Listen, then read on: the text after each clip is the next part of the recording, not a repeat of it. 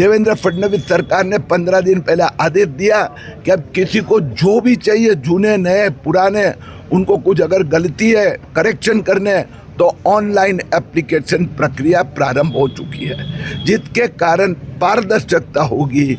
किरीट का certificate claim करके अभी किसी को मिलेगा नहीं। जो मालेगांव में एफआईआर शुरू है, गत 10 दिन में कुछ राजकीय माफिया गैंगस्टर्स ने 50,000 से ज़्यादा अपात्र लोगों के फॉर्म भरवाए हैं। हमारी जानकारी के हिसाब से जब मैपिंग हुआ था तो उसमें एनामोली में 75,000 ऐसे मतदार, एनामोली यानी संदिग्ध। आज हमने चुनाव आयोग के अधिकारियों से विस्तृत बात की है। हमारे ध्यान में आया है कि मालेगांव मतदार संघ में 2009 से 2024 के दरमियान 1.25 लाख मतदाता बढ़े। भारतीय जनता पक्ष के एजेंट से हमने ऐसे लगभग 63,000 नाम निकाले हैं। हम इनके खिलाफ ऑब्जेक्शन फाइल करेंगे।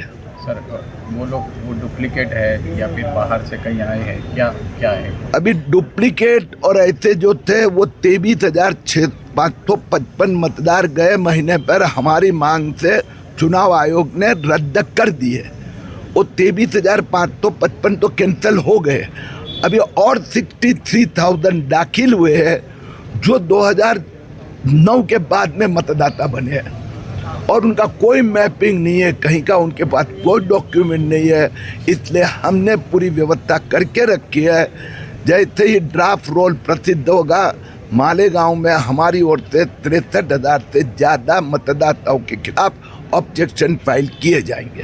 सर, अभी जन्म दाखिले के बारे में लोगों को बहुत ज़्यादा तकलीफ हो रही है। क्या इस कानून को थोड़ा शिथिल नहीं किया जा सकता या फिर और कड़क नहीं किया जा सकता? क्या कानून बहुत स्पष्ट है, तकलीफ निश्चित हो रही है। जो घोटालेबाज थे, जिन्होंने बोगस डॉक्यूमेंट के आधार पर तहसीलदार कार्यालय के थ्रू दिए थे, भारत की संसद ने अब उस कानून में बदल किए और तहसीलदार को दिए सब अधिकार जुडिशियल मजिस्ट्रेट को दे दिए। अब 1 साल का विलम्ब जन्म के बाद में तो डिस्ट्रिक्ट हेल्थ ऑफिसर और दूसरा और 1 साल विलम्ब तक ही जिलाधिकारी तहसीलदार को अधिकार है। बाकी जो है सब ऑनलाइन हो गया। अभी देवेंद्र फडणवीस सरकार ने 15 दिन पहले आदेश दिया कि अब किसी को जो भी चाहिए, जूने नए पुराने, उनको कुछ अगर गलती है करेक्शन करने, तो ऑनलाइन एप्लीकेशन प्रक्रिया प्रारंभ हो चुकी है, जिसके कारण पारदर्शिता होगी। किरीट का सर्टिफिकेट क्लेम करके अभी किसी को मिलेगा नहीं। लेकिन लाखों लोग ऐसे हैं जिनका ऑनलाइन अभी भी नहीं हुआ है ना सर? ये एक बता दो, मुझे भेज दो, मैं करवा दूंगा अगर उन्होंने डॉक्यूमेंट दिया है तो। क्योंकि बात ऐसी है, अभी 10 साल से तो ऑनलाइन है, तो जन्म दाखिला की तकलीफ किसको होती है? पहली बार पैदा होता है उन्हीं को ना। अब कोई 40 साल वाला, 55 साल वाला, 77 साल वाला आके कहता है मेरे नाम में बदल करो, तो वो घोटाला है।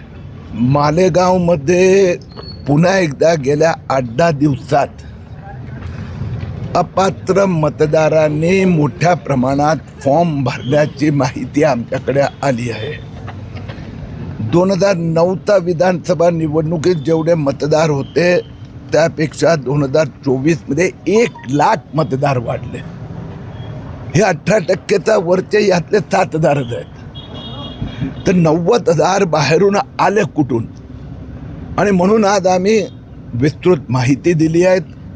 आमची माहिती अशी आहे की गेल्या 10 दिवसात काही राजकीय पक्षांनी लोकांना फॉर्म भरायला लावले, त्यांच्याकडे काही पुरावे नव्हते आणि म्हणून आम्ही आज निवडणूक अधिकाऱ्यांना अधिकृतरित्या तक्रार सांगितली आहे की हे गेल्या 10 दिवसात आलेले फॉर्म हे कडक पद्धतीने तपासायला हवे आणि त्याचबरोबर फॉल्स डिक्लेरेशन म्हणजे खोटीच जर आपण फॉर्म भरतो, जी माहिती देतो, हे निवडणूक आयोगाची फसवणूक करतो, तर अशा सगळ्या ज्यांनी खोटी माहिती दिली आहेत यांच्यावर कारवाई झाली पाहिजे। आम्ही एक ठरवलं आहे आणि ज्यांनी खोटी माहिती दिली आहे त्यांना 3 वर्षाची सजा होऊ शकते.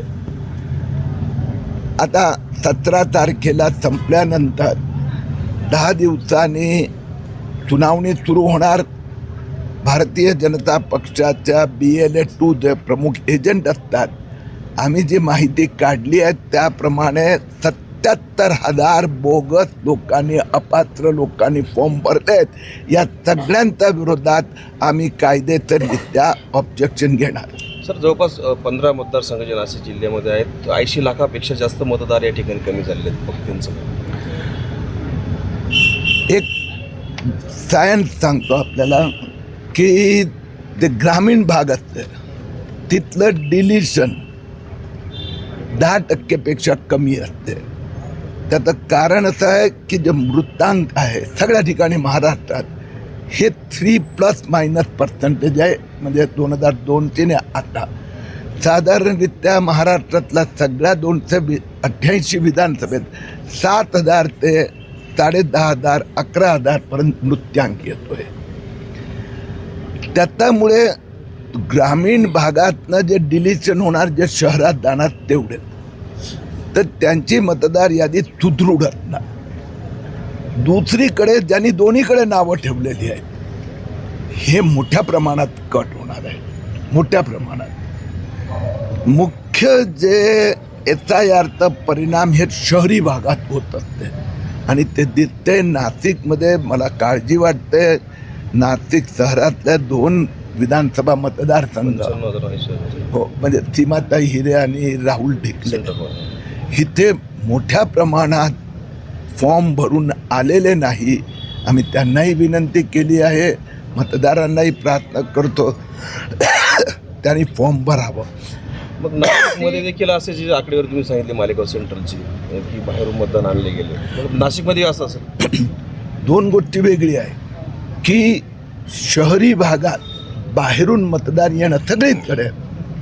नाशिक असो, तुम्ही मुंबईचे बाहेरील मतदारसंघ पहा, म्हणजे तुम्ही ठाणे, प्रताप सरनाईकचा मतदारसंघ, नाही, पनवेलमध्ये यावेळी 7 लाख झाले, नालासोपारामध्ये 7 लाख झाले, आणि कुलाबा आणि दक्षिण मुंबईमध्ये 2.5 लाख. मालेगावमध्ये असं नवीन कुठलीच इंडस्ट्री नाही, नवीन काहीच डेव्हलपमेंट झालं नाही. तर असे जे शहरी, छोटे शहरी मतदारसंघात 10 लाख 1.5 लाख मतदार वाढणं ह्याचा अर्थ काहीतरी संशयास्पद आहे. माहिती खोटी दिली आहे असं तुम्ही म्हणतात, पण ते आता व्हेरीफाय कशी करणार, त्याला किती वेळ लागेल? असं आहे की 17 ऑगस्टला संपल्यानंतर 10 दिवसांनी प्रारूप मतदार यादी घोषित होणार. त्यानंतर जो बूथ लेवल एजंट असतो, प्रत्येक राजकीय पक्षाला अधिकार दिले आहेत, ज्यांनी नेमले असेल ते त्याच्याबद्दल ऑब्जेक्शन घेऊ शकतात.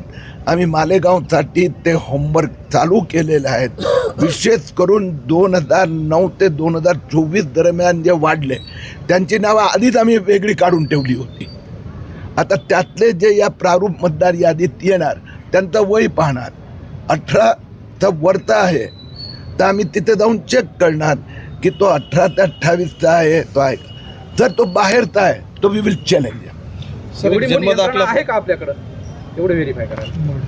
एक BLA-2 जो असतो त्याच्या इथं तर 50-100 देणार ना, कारण की 300 BLA-2 असतात. प्रत्येक बूथवर एक एजंट असतो. सर, जन्मदाखला प्रकरणातला प्रश्न आहे. काही लोकांना जामीन झाला, जे अधीक्षक होते जन्म मृत्यूचे त्यांना देखील जामीन झाला आहे, आणि मग फक्त म्हणजे सरकारी अधिकारी या ठिकाणी राहिलेले. मग त्याचं SIT चौकशीची जी अहवाल आहे तो प्रसिद्ध करावा अशी मागणी होते. SITचं काम असते सगळं घोटाळा फुलप्रूफ बाहेर येणं आणि जिथे जिथे गुन्हे झाले ते FIR दाखल करणं.